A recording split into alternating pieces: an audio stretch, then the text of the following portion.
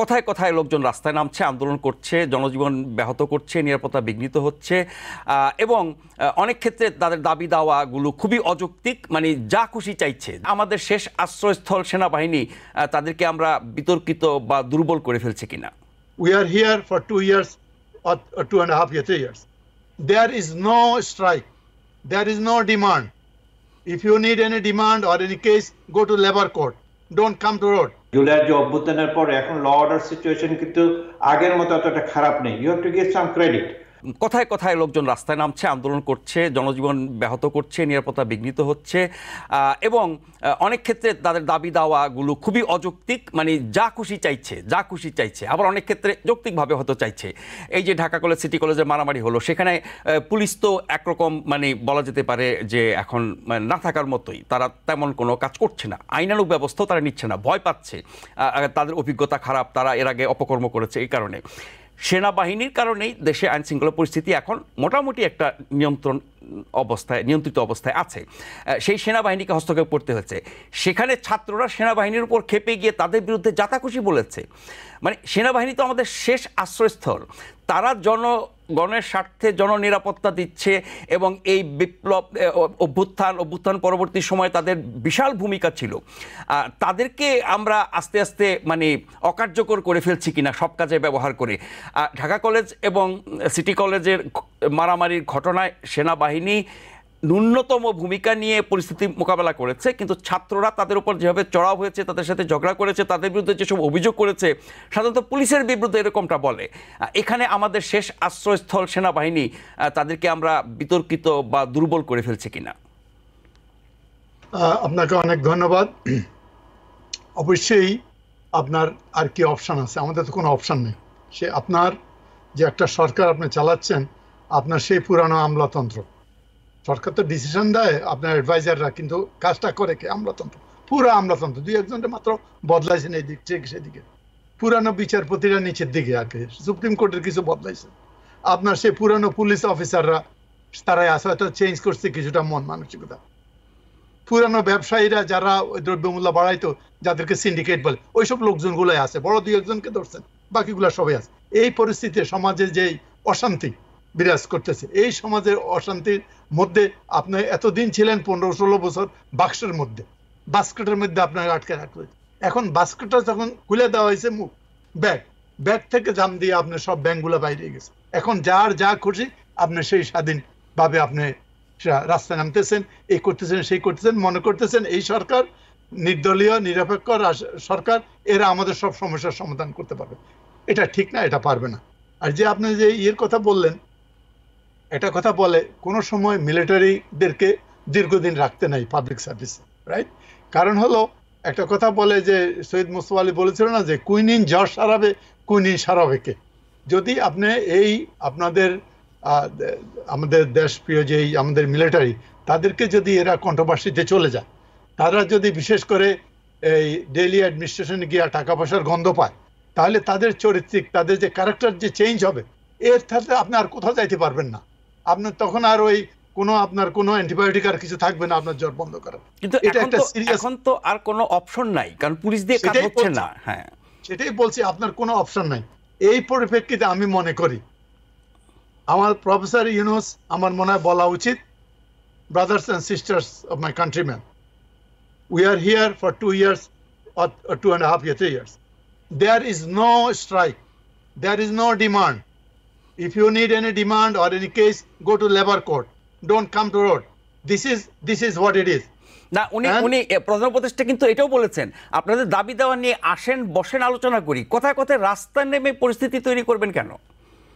আর এবং ইভেন আমি I would say that আমি আপনাদের দাবি দেওয়া এতগুলো, আমি কিছু জিনিস নিয়ে আমি আসছি সংস্কারের জন্য, আমি দেশের জন্য এই কাজগুলো করব। দাবি দেওয়া আপনাদের 2.5 বছর পর, 2 বছর পর আপনাদের যে রাজনৈতিক সরকার আসবে, তাদেরকে বলেন সমস্যা, আমি এটা করব না। এবং এটা বলে, এবং মিলিটারিকে বলেন, শর্ট টাইমের জন্য উনি দিছে যে this is law and order situation, your responsibility, you do it, and those who are not obeying, they are disobeying the law of the land. You have to treat them very effectively, right? এই দুটো জিনিস। এক হলো আপনি এগুলো সব বন্ধ করেন, খুব স্বাধীন হয়ে গেছেন আপনারা সবাই, যার খুশি যা চাই বসবেন, অরাজকতা করবেন। আপনি তো রাস্তায় নেমে হাজার হাজার গাড়ি ট্রাফিক বন্ধ করার অধিকার আপনার নাই। হ্যাঁ, কোন অধিকার আপনার আছে? আপনি এগুলাকে আপনাকে ট্যাকল করতে হবে, ওগুলা বন্ধ করে দেন। আমি বলবো না গুলি করে এত লোক মারা গেছে একটা সরকারকে পরিবর্তন করতে আরো গুলি করে লোক মারেন, এটা কিন্তু ঠিক না। But there must be a mechanism to keep this people at home. তবে একটা জিনিস, ওই যে আপনার ওই দুটো জিনিস, একটা হলো ল অ্যান্ড অর্ডারটা, আর দ্রব্যমূল্যটা যদি একটু শান্তি রাখতে পারেন তাহলে মোটামুটি লোকজনকে কিছুটা থামানো যাবে আর কি। আর সমস্যা তো এরকম না, আপনি যেমন ওই যে কোম্পানির এই বেতন দিতে পারছে না, কোম্পানির বড় বড় জিনিস আছে কিন্তু ওখানে টাকা নাই, ব্যাংকে টাকা নাই, ব্যাংক আবার লোন চাচ্ছে, ওরা তোমার কিসের উপর লোন দিব। সিচুয়েশনটা কিন্তু 2+2=4 না, কিন্তু জিনিসটা কিন্তু অনেক জটিল।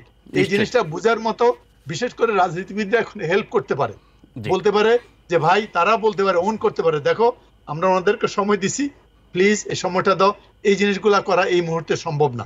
কিন্তু রাজনৈতিক, আপনি যেটা বলছেন রাজনৈতিক দলগুলো সাহায্য নিয়ে করা, রাজনৈতিক দলগুলোর সাথে এই সরকারের সম্পর্ক বলতে এটুকুই আমরা বুঝি, অনেকদিন পরে পরে আধ ঘন্টা 40 মিনিট একটু বৈঠক করে চা খায়।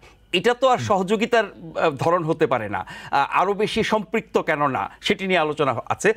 ডক্টর কবির হাসান, এই যে মাঠে পুলিশ থেকেও নাই, তারা ভয়ে থাকে, তারা আইনানুগ ব্যবস্থাও নিতে পারে না, সেনাবাহিনী আসছে, তারা বিশাল ভূমিকা রেখেছে গণ অভ্যুত্থান থেকে শুরু করে এখন পর্যন্ত, কিন্তু তারা এখন পুলিশের ভূমিকায় গিয়ে কঠোরতা দেখাতে পারছে না। কঠোরতা দেখালে পরে আবার বলা হবে যে নির্যাতন। তার মানে আপনি আইনানুগ ব্যবস্থাও নেবেন না অপরাধের বিরুদ্ধে জনস্বার্থে? না, দেখুন, আমি কিন্তু পাটোয়ারি সাহেবের সাথে একমত। আসলে একটু কঠিন হস্তে ল অ্যান্ড অর্ডারকে কন্ট্রোল আনতে হবে। অ্যাকচুয়ালি আপনি যদি দেখেন যে মানে জুলাইয়ের যে অভ্যুত্থানের পরে এখন ল অর্ডার সিচুয়েশন কিন্তু আগের মতো অতটা খারাপ নেই। You have to give some credit. এবং ইউনুস গভর্নমেন্ট 100 দিনে অনেক কিছুই পজিটিভ নিয়েছে। ব্যাংকিং সেক্টরে একেবারে তলানি যাচ্ছিল, এটাকে অ্যাটলিস্ট স্টপ করেছে। অনেক কাজ ওরা ভালো করছে এবং সেখানে আমার মনে হয় রাজনৈতিক দলগুলো হীনমন্যতা পরিচয় দিচ্ছে। তাদেরকে আরো সামনে এসে এই ইউনুস গভর্নমেন্টকে বলা দরকার, তো শুধু বললেই হবে না, লিপ সার্ভিস না, যে আমরা তোমার পিছনে আছি। আমি একটু বলি, রাজনৈতিক দলগুলো তো এখন পর্যন্ত এই সরকারের বিরুদ্ধে যাচ্ছে না, মাঠে ময়দানে নামছে না, আন্দোলনও করছে না, তারা তাদের প্রতিক্রিয়া জানাচ্ছে সরকারের বিভিন্ন কাজের। এবং এরকমটা আমরা শুনছি রাজনৈতিক দলের পক্ষ থেকে যে এই সরকার তো তাদের সাহায্য চাই না, না চাইলে কিভাবে দেবে? না, দেখুন, এটা তো অরাজনৈতিক সরকার, তাই না? এটা অন্তর্বর্তীকালীন। এখন যদি আমি বিএনপি কে নিয়ে আসি, জামাত ইসলামকে নিয়ে আসি, তাহলে তো আমি এটা রাজনৈতিক একটা ক্যারেক্টার দিচ্ছি। আমি যে কথাটা বলতে চাচ্ছি, এই যে এই বিপ্লব, ছাত্র জনতার বিপ্লবের বেনিফিশিয়ারি তো আওয়ামী লীগ, প্রত্যেকটা রাজনৈতিক দল, তাই না? তারাও এতদিন কষ্ট করেছে, কিন্তু এই বিপ্লবটা করেছে কে? যারা বুকের রক্ত দিয়েছে কি? এই ছাত্র জনতা, তাই না? এখন তাদেরকে তার একটু সময় দেওয়া দরকার। 3 মাস এত অস্থির হয়ে যাচ্ছে কেন আমি ঠিক বুঝতে পারছি না। না, 3 মাসের অস্থিরতা না, অস্পষ্টতার জন্য নানান রকমের আশঙ্কা তৈরি হচ্ছে। হ্যাঁ, এবং এই জায়গায় আমি একমত। আমি বলেছি প্রথমেই যে মোহাম্মদ ইউনূসকে বলা দরকার যে আমি 3 বছর ক্ষমতা থাকবো, আমি এই সংস্কারগুলো করতে যাচ্ছি, তারপর তোমরা এটাকে ইমপ্লিমেন্ট করবা কিনা এটা তোমাদের উপরে। সেই জায়গায় তোমাদের সহযোগিতা চাই, তার জন্য তোমাদের সাথে ডেইলি আমাদের ব্রিফিং হওয়া দরকার, বা যা যা করা দরকার আমরা করবো। মোহাম্মদ ইউনূসকেও এটা বলা দরকার ক্লিয়ারলি, এই মেসেজ মোহাম্মদ ইউনূসের তরফ থেকে আসে, দেখি তারপর রাজনৈতিক দলগুলো কি বলে।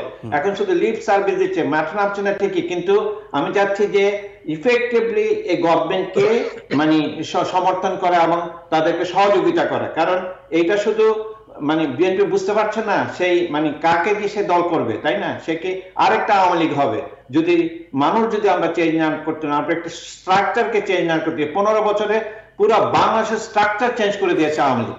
এটাকে তো 16 বছরে যেটা নষ্ট করেছে ওটা মেরামত করতে তো সময় লাগবে, কিন্তু এটা রাজনৈতিক সরকার ছাড়া পারবে না। রাজনৈতিক সরকার, সেই জন্যই বলা হচ্ছে যে তারা ন্যূনতম না করে ছেড়ে দিক, রাজনৈতিক সরকারের শেষে বাকিটা করুক।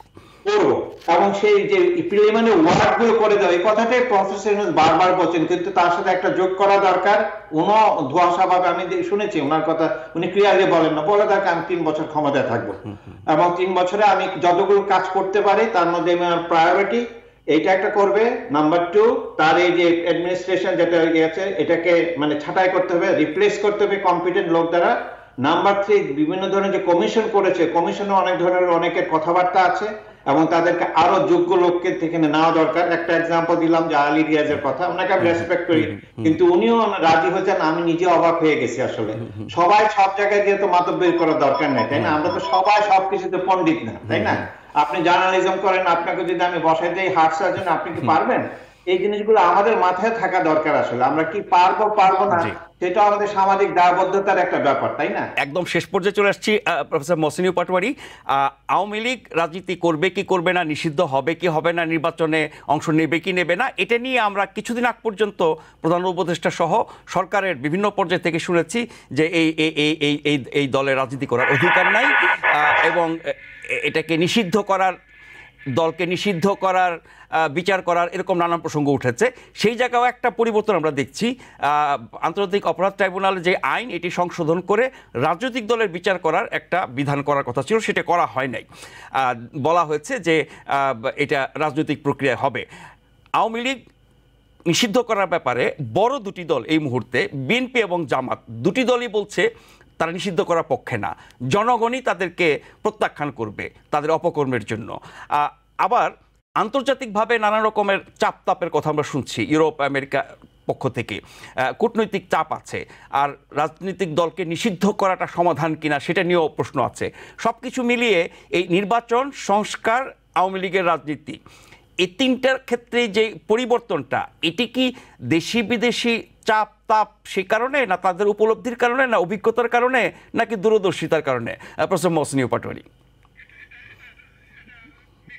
সবকিছু মিলে একটা জিনিস আপনি দেখেন, জামাত ইসলামকে 2বার কি 3বার নিষিদ্ধ ঘোষণা করা হয়েছে, পাকিস্তান আমলে করা হয়েছে। জামাত ইসলামকে তো আপনি ধ্বংস করতে পারেন না। 16 বছরে বিএনপির উপরে অনেক প্রেসার ছিল, অনেক অত্যাচার ছিল, লোকেরা পলাই গেছে। বিএনপির দেখেন কি অবস্থা, রাইট? 25 বছর আওয়ামী লীগ বিরোধী ছিল, ক্ষমতার বিরুদ্ধে আওয়ামী লীগ গেছে। সুতরাং আপনি কোন রাজনৈতিক দলকে যখন আপনি বন্ধ করবেন, একটা সুনির্দিষ্ট একটা কারণ থাকতে হবে। দেশের সার্বভৌমত্বের প্রতি আপনার বিশ্বাস নাই, রাইট? কতগুলো জিনিস আছে, এর ক্রাইটেরিয়া হিসেবে আপনি করবেন।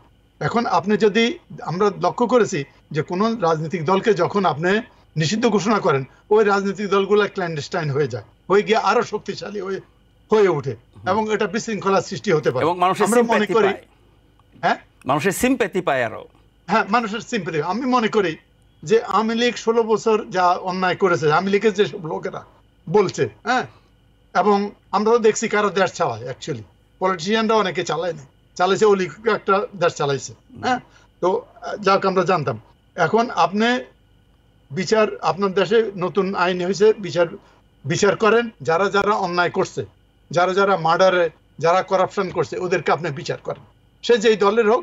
আওয়ামী লীগ যেহেতু 16 বছর ছিল, ইমিডিয়েটলি তারা এফেক্টেড, তাদেরকে ধরে আপনি বিচার করেন, রাইট? বিচার করেন। আর বাকি যারা গ্রামগঞ্জে ছাত্রলীগ করতো বা আওয়ামী লীগ করতো, যাদের বিরুদ্ধে অপরাধের অভিযোগ নাই, হ্যাঁ, নাই, বা মাস্তানি করে নাই, ওদেরকে আপনি পুশ করবেন কেন? এবার ইভেনচুয়ালি ওরা হবে কি, আইদার কন্ডিশন হবে, অথবা আইদার বিএনপির মধ্যে কেউ, জামাতের মধ্যে কেউ, থার্ড পার্টির মধ্যে গিয়া যোগ দিবে, বুঝছেন? যোগ দিয়া ওরা ওই একটা হজা বড় একটা অবস্থা। নিশ্চয়ই আমি মনে করি যে, হ্যাঁ, সরি, আমি কবির হাসান আপনার কাছে এক লাইনে শুনবো। কিন্তু আওয়ামী লীগকে রাজনীতি থেকে দূরে রাখা, নির্বাচন থেকে দূরে রাখা, নিষিদ্ধ করার জন্য বৈষম্য বিরোধী ছাত্র আন্দোলন, যারা আন্দোলনের মূল শক্তি, তারা কিন্তু চাপ অব্যাহত রেখেছে। এখানে সরকার কি কোনো সংকটে পড়বে কিনা? এটা তাদের ডিসিশন নিতে হবে। শেখ হাসিনাকে আমরা বলেছিলাম, সে কি বলে, ওই রাজনৈতিক দলগুলোকে ইনক্লুসিভ না করে সে নির্বাচন করে, তার মতো করে জিতে আসছে। এখন আওয়ামী লীগকে যদি আমরা আলাদা রাখি, তাহলে তো একই জিনিস, একই অবস্থা হবে। জি, প্রফেসর কবির হাসান, আপনার কাছে শুনে শেষ করব। না, আমার মনে হয় এই জায়গায় প্রফেসর ইউনূসের একটা শক্ত হাতে বলা দরকার, বৈষম্যের ছাত্রদেরকে কোনো, তোমরা আইডিওলজিকে আইন করে ধ্বংস করতে পারবে না। আওয়ামী লীগ যারা করে তারা একটা আইডিওলজি ফলো করে, জামাত ইসলাম যারা করে একটা আইডিওলজি ফলো করে। এই ব্যাপারে তোমরা হাত দিও না। যে বিভিন্ন আইন আছে এবং আইন করে আইনের মাধ্যমে যদি তারা হয়, সেটা অন্য ব্যাপার, কিন্তু right now this is not our priority. এবং এইটা প্রফেসর ইউনূস তার বোদ্ধা দিয়ে, কারণ তারাই তো ছাত্ররা অনেকে ধরে নিয়ে এসেছে, বলা দরকার যে আমাকে এই সুযোগটা দাও, এটা তোমরা ঠিক করছো না। তাকে বোঝানো দরকার, বাপ হিসাবে, গ্র্যান্ডফাদার হিসাবে এই ছাত্রগুলোকে, কারণ ছাত্রগুলো সবকিছু বুঝে তা তো না, তাই না? তারা অনেক কিছু করেছে, বিপ্লব করে ফেলেছে, তার মানে তো তারা সবকিছু বুঝবে সেটা না। এবং সেটার দায়িত্ব, অভিভাবকের দায়িত্ব প্রফেসর ইউনূসকে নিতে হবে। নিশ্চয়ই। অনেক ধন্যবাদ প্রফেসর কবির হাসান, প্রফেসর মহসিনীয় পাটোয়ারি, আপনাদের দুজনকেই আমাদেরকে মূল্যবান সময় এবং মতামত দেওয়ার জন্য।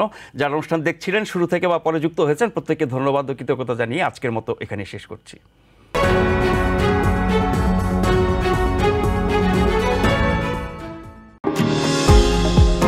নিউ ইয়র্ক থেকে সম্প্রচারিত TVN 24 টেলিভিশন, বিশ্বজুড়ে বাঙালির কণ্ঠস্বর।